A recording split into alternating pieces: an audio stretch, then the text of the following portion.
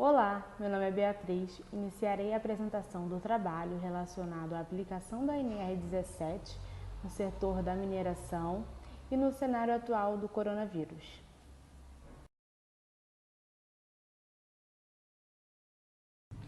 Então, a NR17 visa estabelecer os parâmetros que permitem a adaptação das condições de trabalho para os trabalhadores, buscando sempre a segurança, prevenindo e corrigindo os problemas, de modo a proporcionar o máximo conforto para os trabalhadores, garantindo a segurança e a eficiência dos colaboradores.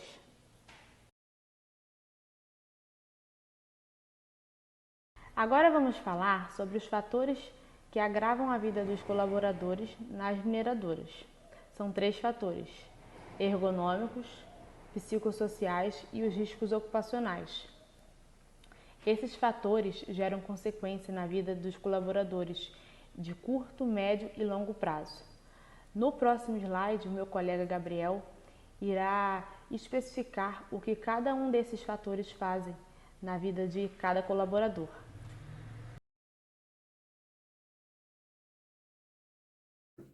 Olá, eu sou Gabriel Cunha e vou dar seguimento à explicação da Beatriz. Então, fatores ergonômicos são fatores de caráter manual, ou seja, postura inadequada, falta de manutenção dos postos de trabalho, maquinário pesado, esforço físico, todos esses daí são exemplos de fatores ergonômicos. Agora, se a gente for para os fatores psicossociais, teremos falta de atenção, falta de treinamento, acidentes com eletricidade podendo causar incêndios, e tudo isso podemos ver no próximo slide.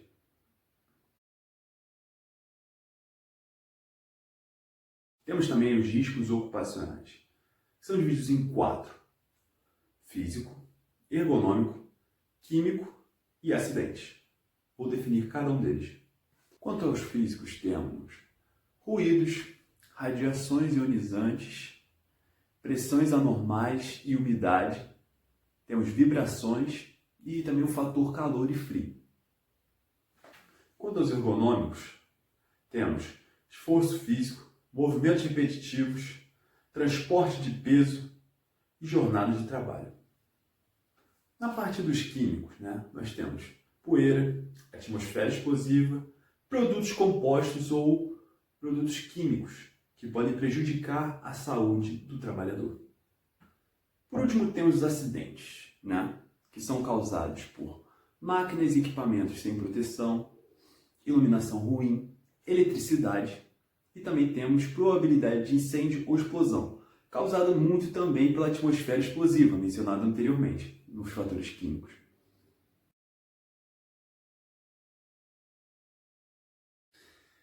É evidente que a Covid-19 tomou proporções inimagináveis, podendo-se dizer até que globais, E apesar de vários estabelecimentos terem fechado, vários eventos terem sido cancelados, a mineração ainda segue em curso em muitos estados. Essa decisão depende muito dos governadores também. Porém, através de novos métodos, com uma limpeza constante e novos equipamentos para prevenir esse contato entre os trabalhadores, a mineração segue seu curso sem ser tão afetada assim quanto os outros eventos em questão. Então, para a prevenção de acidentes na área da mineração, existem 2 normas regulamentadoras, NR17 e NR22. NR17 visa tentar adaptar o ambiente de trabalho às características psicofisiológicas do trabalhador, ou seja, trazer segurança, conforto, para assim conseguir trazer uma ótima eficiência no trabalho. E a parte da NR22 é uma parte mais focada na mineração, ou seja, tentar proporcionar um ambiente favorável para o trabalhador conseguir fazer seu trabalho na área da mineração em si, tentando aumentar o rendimento e proporcionando segurança e conforto. Oi, professora Isabel, aqui é a Júlia Fernandes e a seguir irei explicar os 3 casos referentes ao setor de mineração, no qual aplicamos a NR17. Este setor é desafiador para a ergonomia, porque é o que mais apresenta casos de mortalidade, acidentes e afastamentos.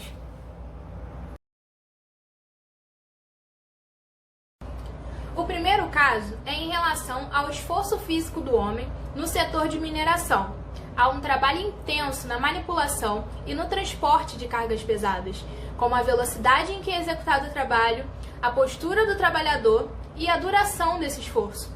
Esse trabalho intenso agrava e prejudica a saúde do trabalhador, mas não prejudicaria se tivessem adotado as recomendações da NR17, como, por exemplo, aplicar os treinamentos ou as instruções quanto aos métodos de trabalho e a utilização dos meios técnicos adequados.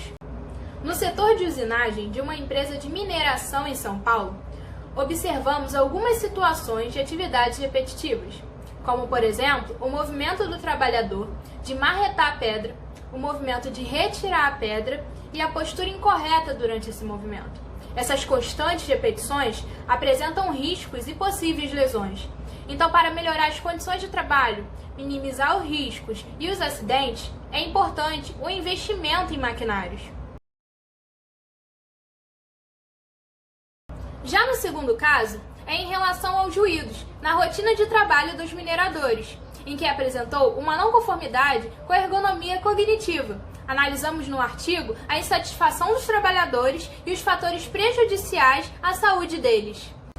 O impacto desse ruído alto e constante ocorre por conta das contínuas perfurações e por conta do trânsito de máquinas pesadas, por exemplo. Além do ruído, citamos fatores relacionados ao trabalho pesado, a exigência do raciocínio constante e a falta de treinamento por boa parte dos trabalhadores. De forma que possamos melhorar a rotina dos trabalhadores, devemos aplicar a NR17 nesse setor, como, por exemplo, adequar as condições ambientais de trabalho, as características psicofisiológicas dos trabalhadores e a natureza do trabalho a ser executado. E, por fim, o terceiro caso é em relação ao trabalho exaustivo com jornadas de trabalho de 12 horas nos campos de atuação das mineradoras, além do constante e repetitivo esforço físico e mental.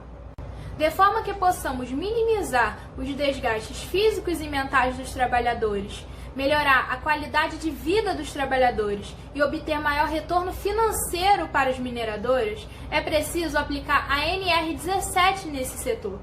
Como, por exemplo, a norma se atenta às condições de trabalho, às condições ambientais do posto de trabalho e à própria organização. Além disso, nas atividades que exigem sobrecarga muscular, devem ser incluídas nas rotinas de trabalho pausas para descanso, e devem levar em conta a saúde do trabalhador no sistema de avaliação de desempenho. Vale ressaltar que qualquer tipo de afastamento igual ou superior a 15 dias devem permitir um retorno gradativo ao trabalho. Bom, esses foram os 3 casos no setor de mineração. A seguir, o meu amigo Gabriel irá falar sobre o caso do coronavírus no setor de mineração. Professora, eu sou o aluno Gabriel Victor. Eu vou falar a respeito da situação do caso 4, onde a gente faz o paralelo entre a situação atual, coronavírus, o setor de mineração e aonde eu posso aplicar as questões da NR17 para poder conseguir, pelo menos, criar um cenário melhor, né, do setor da mineração frente à situação que a gente está vivendo. É de pleno conhecimento, né, que tanto o setor da mineração quanto o setor petrolífero envolvem empresas de grandes magnitudes, como, por exemplo, a Vale do Rio Doce, onde a gente não consegue fazer uma mudança tão drástica, né, com a situação que a gente está vivendo. Então, a nossa ideia é fazer as adaptações necessárias, de forma que a gente consiga manter as atividades sem oferecer risco para o colaborador e sem também a gente parar as atividades no lado empresarial, né? Uma vez em que é a fonte de renda de muitas famílias aí no Brasil, né? Ajudando até a segurar a questão do desemprego. Fazendo uma associação na situação da NR17, né, com o presente momento, a gente pode citar aqui algumas frentes que foram de uso nosso, né, para poder melhorar as condições aí de vida do colaborador, né. Uma delas que a gente colocou, que a gente citou em nosso trabalho, é a questão da utilização de ventiladores exaustores, de forma que melhore a qualidade do ar, né, um dos apontamentos aí da nossa norma, né. Outro tópico que eu posso citar aqui é a priorização do uso de maquinários para movimentação de carga, isso de uma forma mais incisiva, né? Porque uma vez que eu faço uma opção por esse caminho, eu permito que eu não tenha uma aglomeração de colaboradores para realizar uma mesma atividade, né? Então, com isso, a gente estaria seguindo aí uma das recomendações da OMS, que seria a questão do afastamento das pessoas, né? No ramo da higienização, né, indo pelo caminho da higienização, a gente pode citar a questão do EPI, né, que no setor de mineração, né, para uma empresa que segue, né, as normas, né, é um equipamento imprescindível, né, para a realização das atividades, né. E na situação do coronavírus, tanto a utilização dos mesmos com uma boa higiene, né, quanto a questão, por exemplo, dos espaços de uso comum, por exemplo, assentos para descanso, né, dos colaboradores que têm essa necessidade durante a execução das suas tarefas, merecem uma plena higienização, porque senão esses objetos acabam virando vetores, né, de propagação da doença. E a nossa ideia é ir na contramão dessa situação, né? Distanciar o colaborador um do outro, manter a plena higienização no local de trabalho, né? Essas são formas que a gente pode estar seguindo aí as recomendações da OMS. A questão também que o setor de gestão das empresas, no setor de mineração, né, pode ir para home office, né? Mas a operação em si, quem faz a extração do minério, a linha de frente, não consegue trabalhar em home office. Então essas são algumas necessidades. E uma forma de manter as atividades, né, a gente pode também citar a questão do aumento de turnos, tá? A gente pode aumentar os turnos com menos números de funcionários por turnos, né? Com isso, é mais uma forma da gente distanciar aí o número de pessoas em um mesmo local, né, sem parar as atividades. É claro que sempre existe um impacto, né, com essas mudanças drásticas, seja um custo maior por aumento de turno das atividades, né, seja um custo maior em investimentos, até por conta da questão da higienização. E nesse quesito da higienização, vale muito ressaltar a questão do grau de risco 4, que é a situação da empresa, né, por ser um setor de mineração. A classificação é no grau de risco 4, onde a gente tem que ter uma plena atenção na utilização desses produtos de higiene, uma vez em que muitos são inflamáveis, né? Então, é uma atividade que tem que ser lidada com muita atenção, com muito cuidado. Essas são algumas formas, né, que a gente enxerga para poder conseguir frear um pouco a disseminação dessa doença que está atingindo todos os setores aí do mundo e a gente não tem que parar essa atividade, né? Tanto olhando pelo lado do colaborador, como também pelo lado do proprietário, né, das empresas, do empregador, todos os escalões que fazem necessário frente à execução das atividades. Tá certo, professor? Essa seria a minha apresentação frente à questão, mais uma vez, coronavírus, setor de mineração e aplicações em cima da RNR17.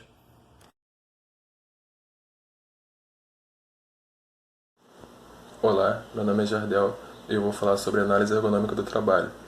Vou explicar sobre o caso 5, que se trata de um almoxarifado de uma empresa de mineração. E foi feito esse estudo, onde foram observadas as atividades de 2 colaboradores e identificados alguns riscos à saúde deles. Essa análise é dividida em 5 etapas. A primeira se trata da análise da demanda, onde foi levantados problemas ergonômicos de uma atividade comum no almoxarifado. Os problemas são erros em todo o processo da atividade e que são cometidos pelos próprios colaboradores devido às condições de trabalho. A segunda etapa se trata da análise da tarefa, onde é vista a chamada tarefa prescrita. A atividade analisada é o recebimento de uma carga, onde o primeiro processo é a verificação da nota fiscal, e o trabalhador está sentado numa cadeira com o computador e a mesa à sua frente. os próximos 3 processos da atividade são feitos por um mesmo empregado, que são a descarga, o transporte e a armazenagem do material. Porém, essas 3 fases são realizadas sem a ajuda de um maquinário. Na terceira etapa, a análise da atividade, é visto que os colaboradores fazem suas tarefas, porém são cometidos erros ergonômicos que trazem consequência à saúde deles. A quarta etapa, etapa do diagnóstico, é visto os erros que são cometidos pelos trabalhadores em cada processo. No primeiro processo, o colaborador adota uma postura que pode ser chamada de anti-ergonômica, onde ele fica muito inclinado para frente quando está sentado na cadeira. No segundo processo, o processo de descarga, o caminhão tem uma altura maior que a do colaborador, então na hora da retirada, ele acaba ficando com os braços acima do ombro, o que não é o ideal. No terceiro processo, o de transporte, o empregado leva o produto para o almoxarifado, porém não tem um auxílio de maquinário ou EPIs como luvas. E no último processo, o de armazenagem, o empregado ele adota uma postura que a carga acaba ficando concentrada em seu joelho. Na última etapa da análise ergonômica, são feitas recomendações para que os problemas encontrados possam ser sanados. A primeira recomendação é destinada à área do escritório, onde é de responsabilidade do empregador fazer a manutenção dos equipamentos presentes para que o empregado possa realizar sua tarefa sem causar danos à sua saúde. A segunda recomendação é para o processo de descarga e transporte, onde o empregador deve fornecer maquinário como elevador de carga, carrinho de transporte e EPIs, e o empregado deve ter consciência da importância do uso desses equipamentos.